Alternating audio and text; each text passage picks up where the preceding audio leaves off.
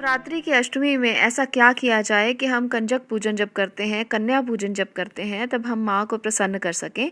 महागौरी माँ की उपासना के लिए आज मैं आपको उपाय बताने वाली हूँ जो आपके जीवन में बदलाव ला सकते हैं, जिनसे आप अपने जीवन में बहुत सारी खुशियाँ पा सकते हैं। आप सभी का स्वागत है वैदिक ऊर्जा में। आज इस वीडियो में हम बात करेंगे अष्टमी तिथि के बारे में। अष्टमी तिथि में महागौरी माँ की अर्चना की जाती है। माना जाता है कि महागौरी आदि शक्ति हैं। इनके तेज से संपूर्ण सृष्टि प्रकाशमान है। इनकी शक्ति अमोघ फलदायिनी है। महागौरी की 4 भुजाएं, उनकी दाईं भुजा अभय मुद्रा में है और नीचे वाली भुजा में त्रिशूल शोभता है। बाईं भुजा में डमरू बज रहा है और नीचे वाली भुजा से देवी गौरी भक्तों की प्रार्थना सुनकर वरदान देती हैं। मान्यता है कि दुर्गा सप्तशती में शुंभ और निशुंभ से पराजित होकर गंगा के तट पर जिस देवी की प्रार्थना देवतागण कर रहे थे वो महागौरी ही थी। देवी गौरी के अंश से ही कौशिकी का जन्म हुआ, जिसने शुंभ और निशुंभ के प्रकोप से देवताओं को मुक्त कराया। यह देवी गौरी शिव की पत्नी है। यही शिवा और शांभवी के नाम से भी पूजी जाती हैं। तो बहुत सारे नामों से माँ गौरी को पूजा जाता है। एक कथा के अनुसार भगवान शिव को पति रूप में पाने के लिए देवी ने कठोर तपस्या की थी, जिससे इनका शरीर काला पड़ गया था। देवी की तपस्या से प्रसन्न होकर भगवान इन्हें स्वीकार करते हैं और शिवजी इनके शरीर को गंगा जल से धोते हैं। तब देवी विद्युत के समान अत्यंत कांतिमान गौरवर्ण हो जाती हैं। पार्वती जी का रंग अत्यंत ओजपूर्ण होता है। उनकी छटा चांदनी के समान श्वेत और कुंद के फूल के समान धवल दिखाई पड़ती है। उनके वस्त्र और आभूषण से प्रसन्न होकर देवी उमा को गौरवर्ण का वरदान देते हैं तथा तभी से इनका नाम गौरी पड़ जाता है। माँ गौरी की आराधना के लिए ये भी माना जाता है कि माँ सीता ने भी श्री राम की प्राप्ति के लिए महागौरी की पूजा की थी। महागौरी श्वेत वर्ण की हैं और सफ़ेद रंग में इनका ध्यान करना इसलिए बहुत लाभकारी होता है। माना जाता है कि जो व्यक्ति अष्टमी के दिन कन्या पूजन करता है उसे सफ़ेद रंग में ही माँ का ध्यान करना चाहिए।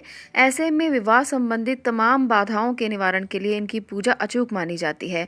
जो कन्याएं ऐसी हैं जिनका विवाह नहीं हो पा रहा, बहुत देर से वो अपने विवाह के लिए कोशिश कर रही हैं, तो उनको माँ का ध्यान श्वेत रंग में करना चाहिए। ऐसा करने से उनकी शादी के जो अवसर हैं वो जल्दी ही प्राप्त होने लगेंगे।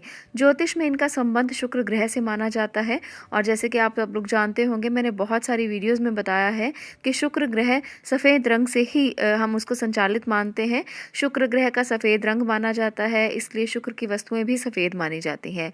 इसलिए जिस किसी भी व्यक्ति की कुंडली में शुक्र कमज़ोर हो, उन्हें महागौरी की आराधना ज़रूर करनी चाहिए। ऐसा करने से आप लोगों का शुक्र मजबूत हो सकता है, आँखों की समस्याओं से छुटकारा मिल सकता है, हार्मोन्स की समस्या हो, अगर आपको मधुमेह का रोग हो या डायबिटीज़ हो, तो ऐसे में भी आप लोगों को लाभ मिलेगा। तो ऐसे में आप लोग महागौरी की उपासना ज़रूर करें। माँ को सफ़ेद फूल या सफ़ेद मिठाई चढ़ाई जाती है। जब भी आप माँ को भोग लगाएं, इन्हें इत्र भी अर्पित किया जाता है। अगर आप लोगों के पास धन की कमी रहती है तो ऐसे में आप महागौरी माँ को दूध भरी कटोरी में चांदी का सिक्का अर्पित करें। ऐसा करने से आप लोगों के धन की समस्याएं दूर होंगी। उसके बाद उस सिक्के को निकाल कर आप गंगा जल से धो के अपने पास रख लें। अपनी किसी भी तिजोरी में, पर्स में, जहाँ भी आप पैसे रखते हो, उस सिक्के को संभाल कर रखें।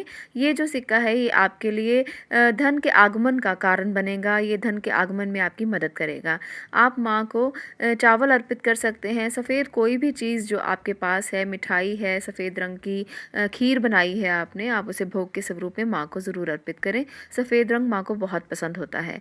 तो कन्या पूजन भी अगर आप कर रहे हैं तो ऐसे में भी आप सफ़ेद रंग का इस्तेमाल कर सकते हैं या फिर पीले रंग का इस्तेमाल किया जाता है।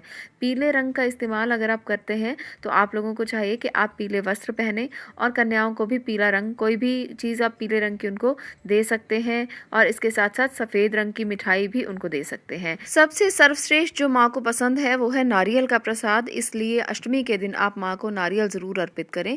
ऐसा करने से आप लोगों को महागौरी की कृपा बहुत अच्छे से प्राप्त होगी, क्योंकि शुक्र का कारक ग्रह माना जाता है माँ को, और इसलिए यहाँ पर अगर आप नारियल अर्पित करते हैं, नारियल अंदर से सफ़ेद रंग का होता है और इसके साथ साथ दुर्गा माँ का श्रीफल भी बोला जाता है नारियल को। तो अगर आप नारियल अर्पित करते हैं तो शुक्र ग्रह स्ट्रांग होगा और इसके साथ साथ माँ की कृपा भी आपको मिलेगी। आपकी धन संबंधी समस्याएं दूर होंगी, जो भी दिक्कतें आपके जीवन में हैं वो सब दूर हो जाएंगी। तो चलिए आप भी अपने जीवन की समस्याओं को दूर करने के लिए इन उपायों को अपना सकते हैं। छोटे छोटे उपाय हैं और माँ की आराधना तो वैसे ही आप लोगों को करनी चाहिए। साथ में ये छोटे छोटे उपाय अगर करके आपके जीवन में किसी भी तरह से सुख समृद्धि आती है तो ये बहुत ही खुशी की बात होगी। इसलिए आप भी इन्हें अपनाकर अपने जीवन से समस्याओं को दूर कीजिए और नवरात्रों के शुभ अवसर पर माँ की आराधना कीजिए। आज के लिए इतना ही। अगर वीडियो अच्छी लगी हो तो लाइक करें, शेयर भी करें ताकि दूसरे लोग भी इन उपायों के बारे में जान सकें और साथ में चैनल को सब्सक्राइब ज़रूर करें।